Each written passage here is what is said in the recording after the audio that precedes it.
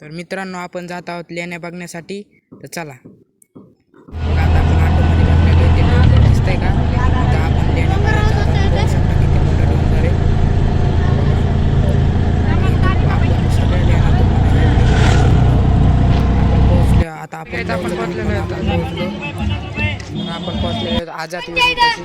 तिथून निघालो, आपण लेणीकडे आलो. बघा कसं भारी बांधकाम आहे. म्हणजे दगडात काम केलेलं आहे. किती भारी व्ह्यू दिसतोय आपल्याला इथून.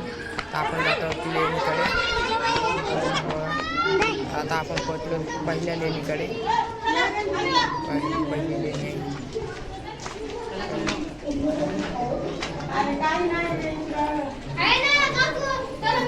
काही व्हिडिओ काढतो इथं. आपण इथून निघालो बाहेर. आता आपण लेणी बघा, भारी लेणी. आपल्या गौतम बुद्धाची मूर्ती आहे बघा, दगडाची बनली आहे. आपण आलो दुसऱ्या लेणीकडे. दुसरी लेणी बघा, किती भारी मूर्ती आहे बघा. दगडात काम झालेलं आहे. सम्राट अशोकानं ह्या कसं बांधलं असन, कसं कला होती त्यांच्या अंगात. आपण बघू असं बांधकाम करणारा एकमेव राजा म्हणजे सम्राट अशोक. याने सर्व केलेले पाया पडतायत बघा. बघा सम्राट अशोकाने. नंतर आपण तिसऱ्या लेणी तिसरी हा दगडामध्ये त्याला काढलेल्या. तुम्ही विचार करा कशा काढल्या.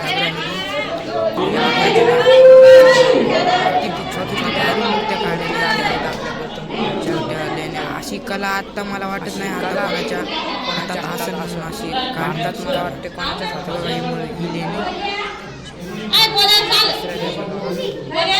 मित्रांनो, आपण आता ह्या लेणीमध्ये जात आहोत.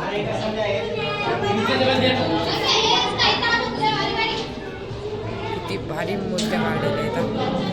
लेण्याच्या घरामध्ये पोहोचलो तर आपण ह्या बघा, सुंदर सुंदर बारीक बारीक मूर्ती आहेत. किती सुंदर सुंदर आहे. ही आपल्या भारतातली मूर्ती आहे. ही सर्वात मोठी मूर्ती आहे.